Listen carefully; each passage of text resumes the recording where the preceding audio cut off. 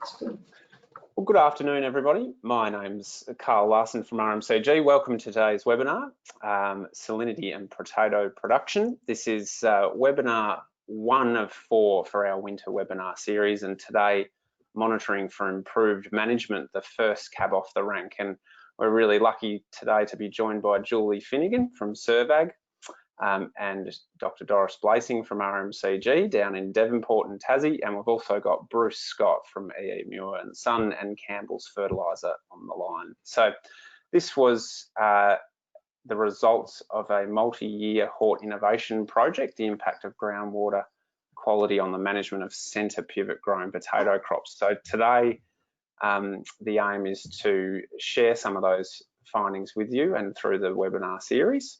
And we've also got some great takeaway resources that Julie's going to talk a bit more about shortly as well.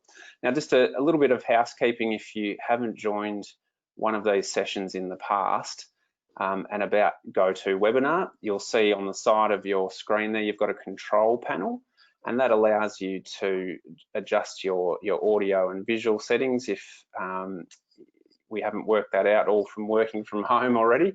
But most importantly, there's a chat function there where you can ask some questions. So they'll come straight through to me and I can put them to any one of our panelists throughout the session. And we've got a fairly punchy format today, half an hour. So we're going to try something nice, short and sharp.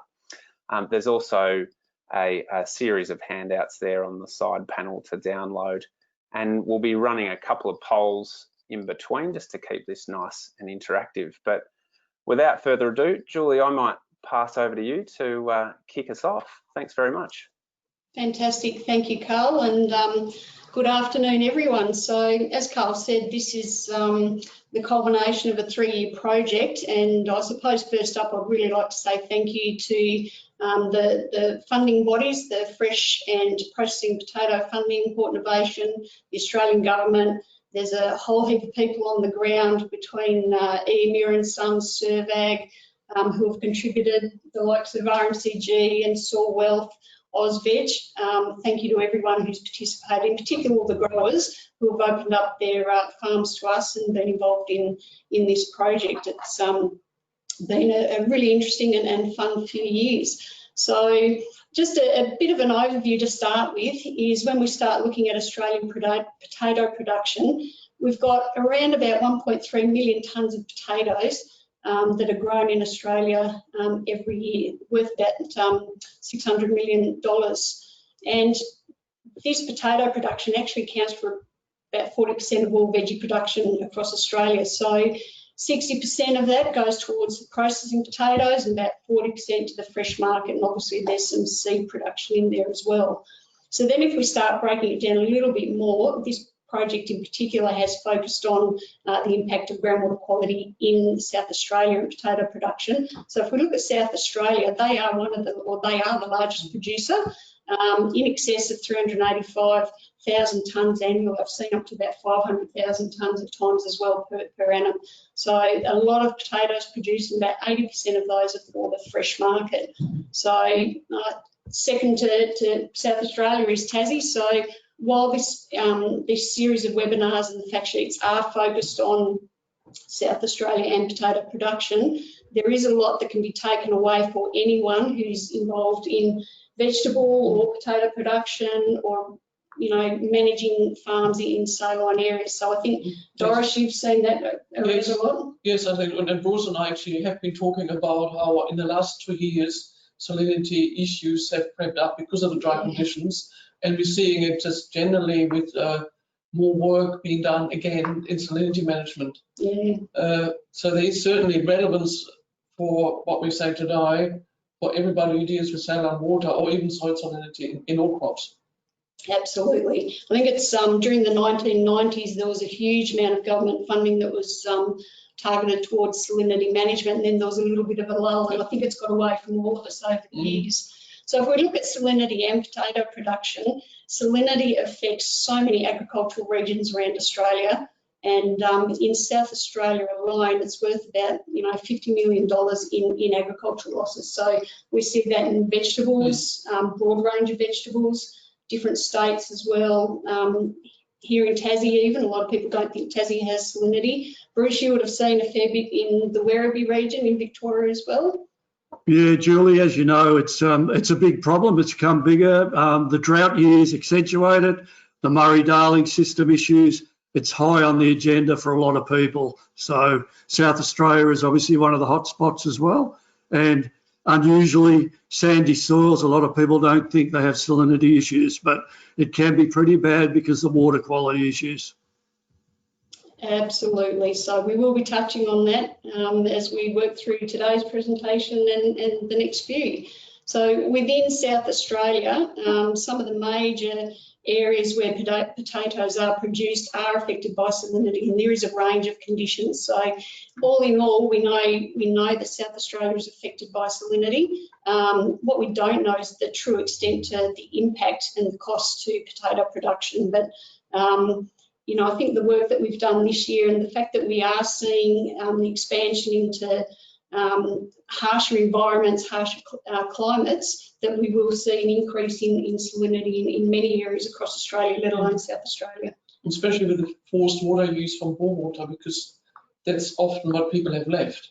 I've been talking to people in Queensland yesterday actually, and again, salinity, bore water salinity and sodic soils were the topics. Yeah. So if we move on to our next slide, so in terms of saying, okay, well, does salinity actually affect my potato production? We're going to run through a few things in today's presentation. So the first thing is looking and identifying some of the signs of salinity. Sometimes that's easy, sometimes it's not. We're going to talk about monitoring both irrigation water supplies, which is highly important, as well as monitoring our soils.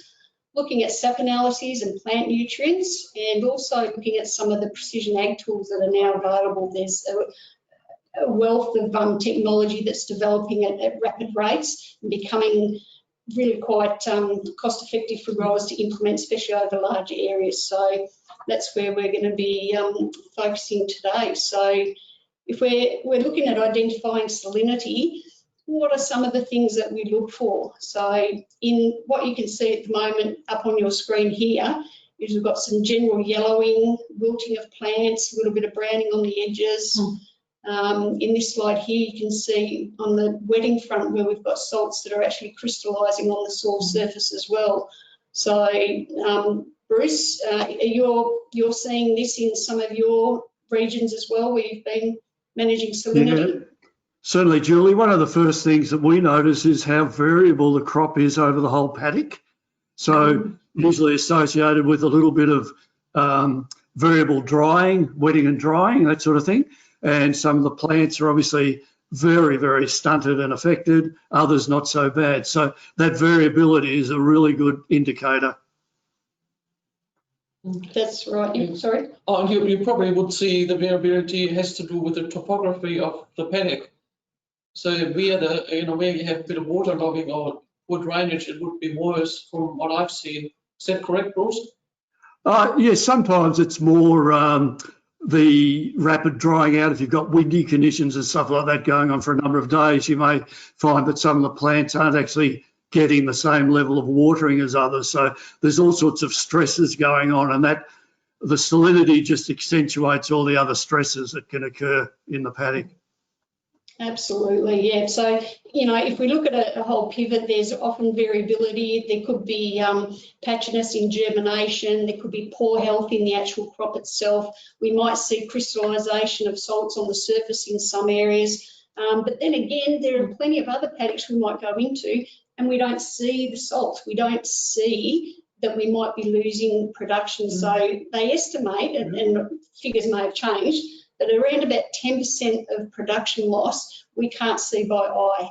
So, it's really important that we can start monitoring so that we can really understand what's going on and apply proactive management to a lot of these situations. Yes. Especially if you can misdiagnose something that is salinity for something else, or just so it's just the weather or it's poor conditions. I've seen that actually with Selftesting in Tassie, where I said, we have got salinity issues and nobody wanted to believe it, but it was quite clear from the plant analysis. So it's worthwhile checking it.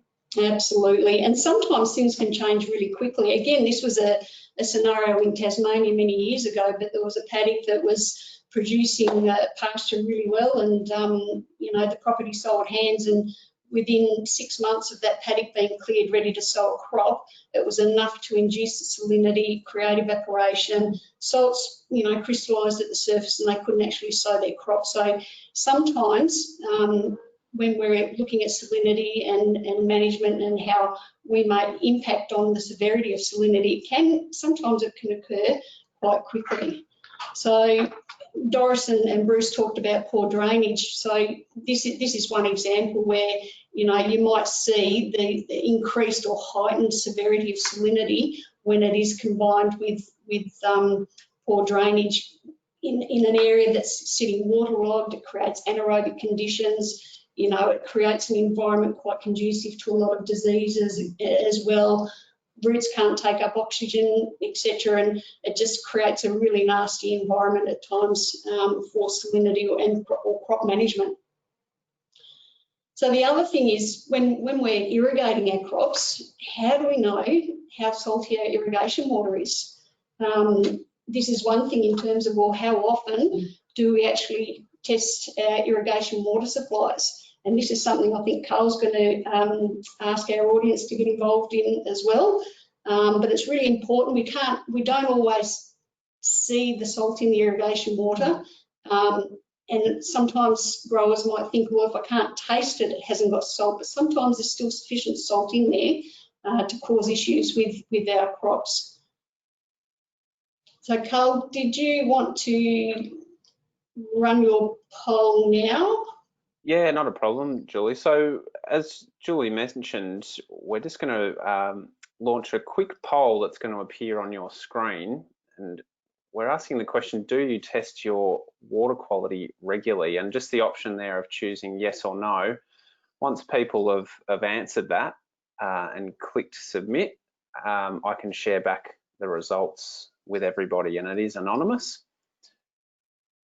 Fantastic, So thank you. Just about half of people voted, so I'll keep those coming in. Awesome. Well, I'll push on while those results are coming in. So yep, and I'll share those back.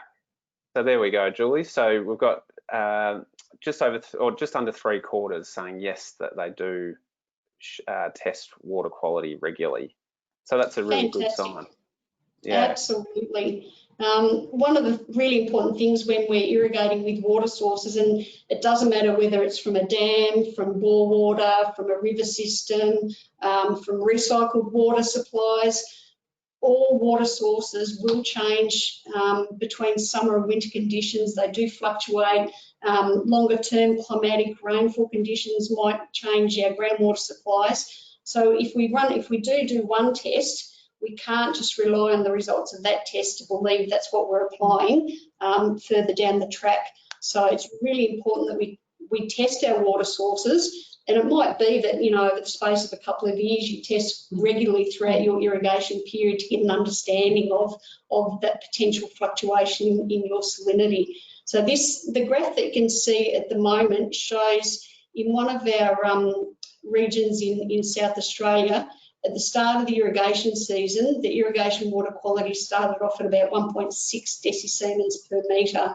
By the middle of the irrigation season, that conductivity level had increased to about 2.2 decisiemens per metre, and then by the end of the season, it was pushing about 2.5 decisiemens per metre.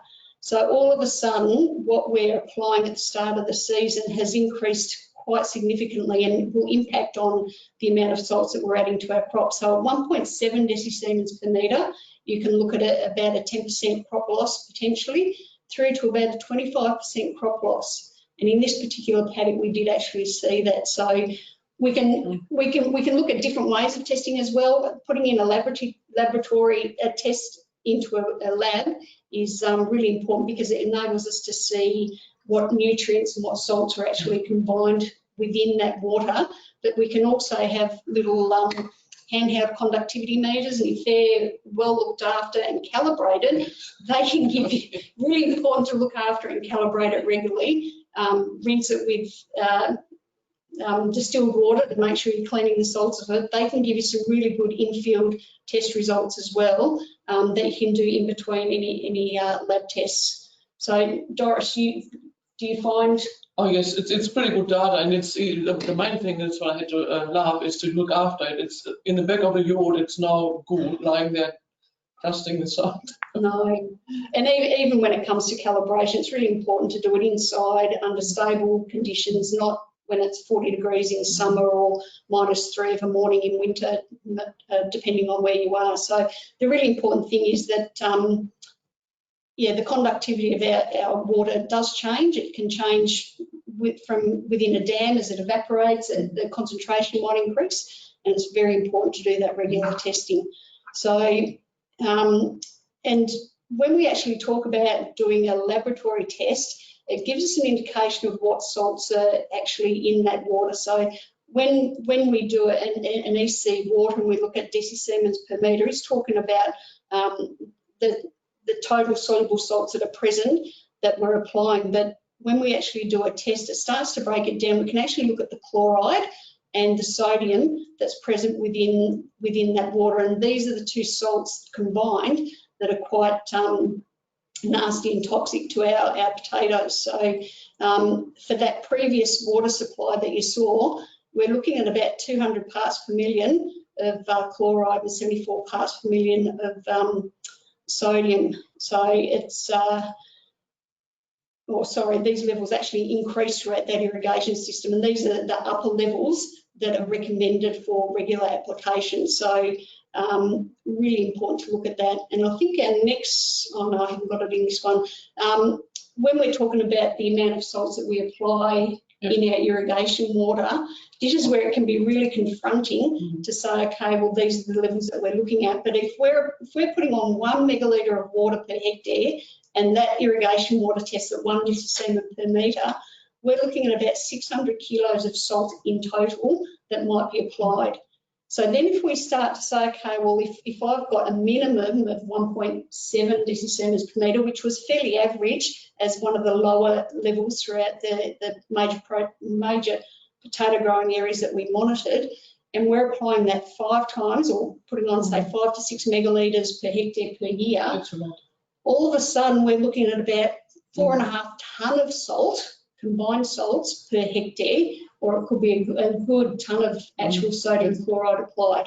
And that's without fertiliser, which is also salty usually? Yeah, that's right. Yeah, it's very important, and we will talk about that in our second session. Yeah. So really important to test our irrigation water supply. So we have these direct effects on our plants, but it's also that accumulation to our soil, the fact that it can affect soil structure and cause those nutritional imbalances. Especially if it doesn't rain. Yeah. That's right, yeah, rain's our friend here. So when we're looking at testing soils, really important that we test areas that perform differently within your paddock. So in some of these upper rises where we might have deep sandy soils, they're going to perform differently to some of these lower lying areas. And, you know, not every paddock is flat, not every paddock is uniform. We often have these varying topographies, and with those varying topographies we get varied soil conditions. So really important, don't do one blanket soil test across the whole paddock. It's really important to test those different areas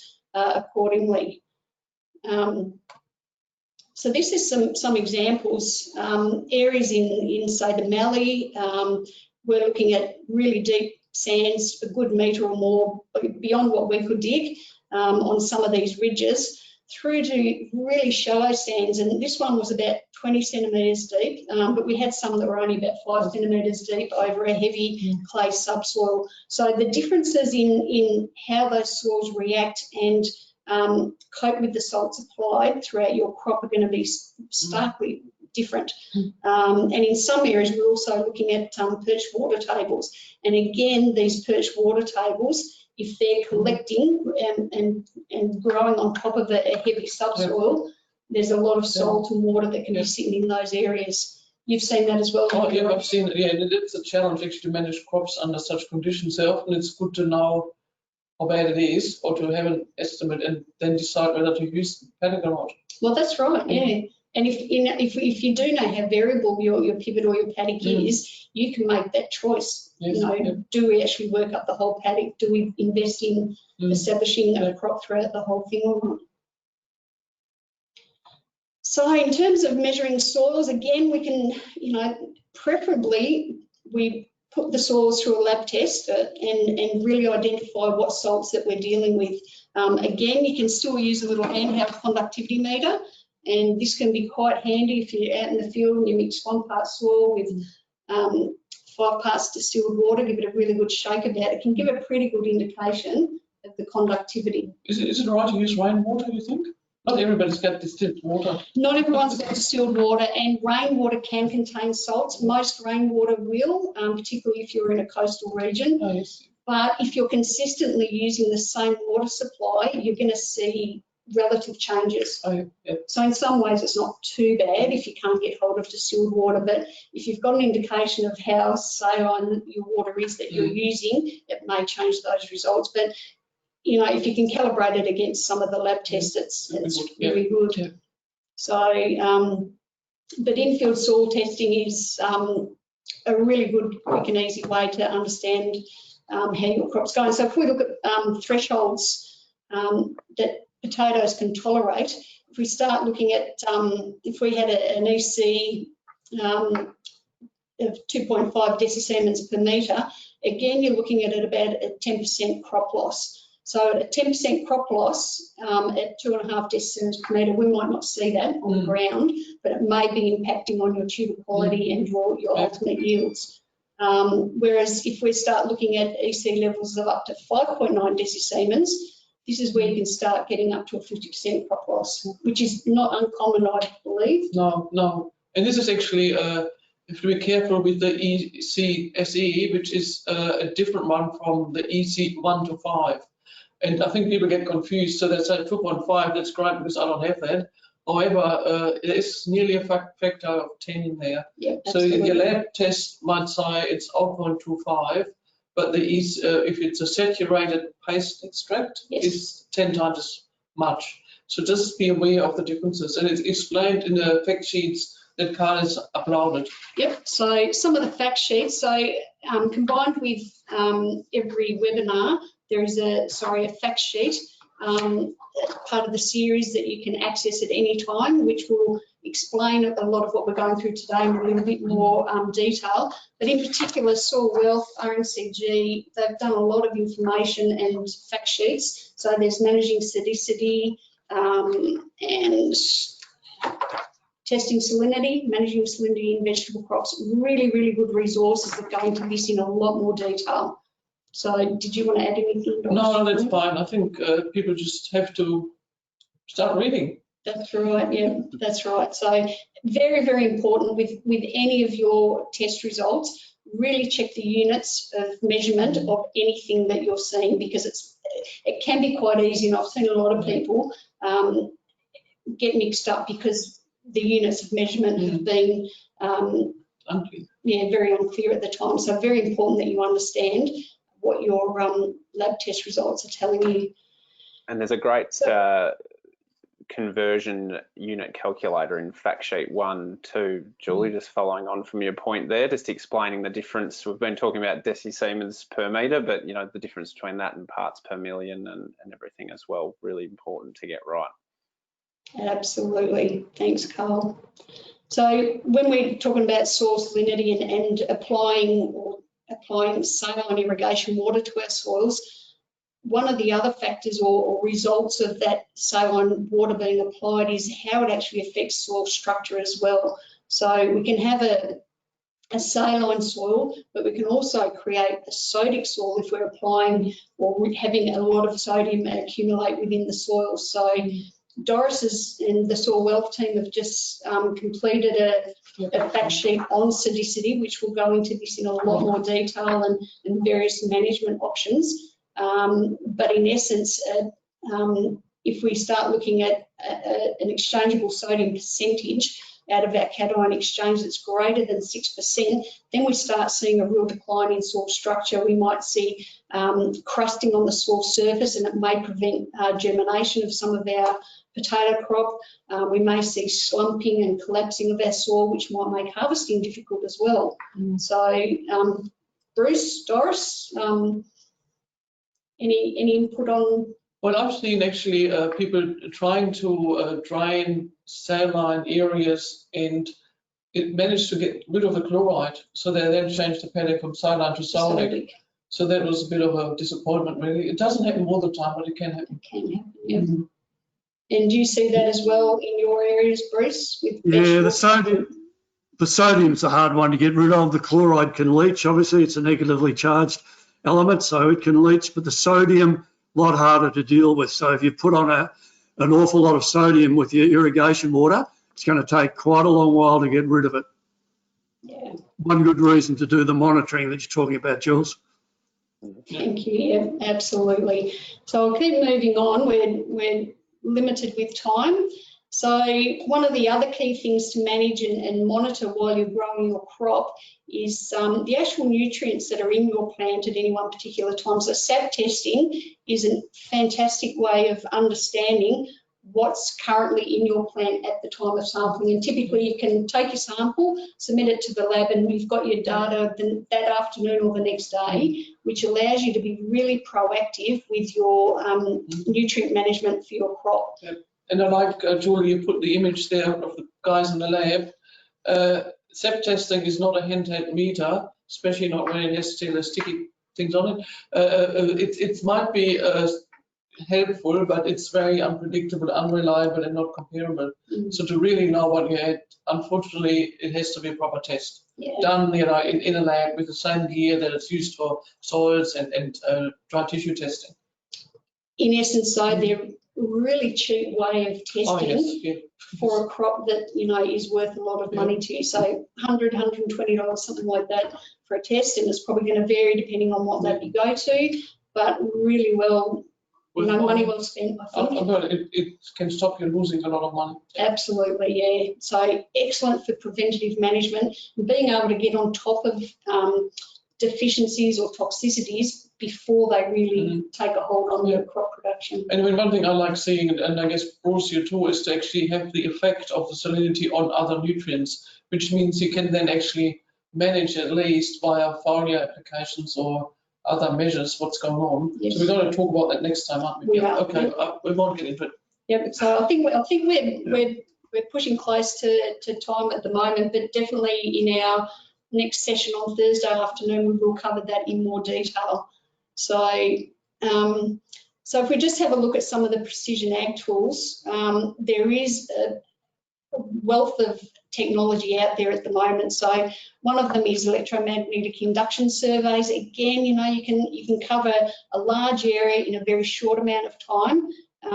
Non-invasive, but it gives you a very good spatial representation. And this is what we're looking at in these upper two pivot circles here, is that spatial representation of changes in apparent conductivity over that area. So it's not saying you've definitely got salt, but what it's telling you is that you're likely to have different soil textures, different water holding capacities, and therefore different salinities in these areas. So a lot of the data that's collected now, if we look at the really dark blue areas, that's where we're seeing high or heavier clays, lower lying areas, higher salts. And the red areas are typically the areas that are upper sandier rises that will dry out a lot more quickly. And with this technology, it's a dual dipole that's used, so we get an average over 50 centimetres. So we're looking at what's really affecting the production of our crops, but then we can also look at an average over 1 metre's depth or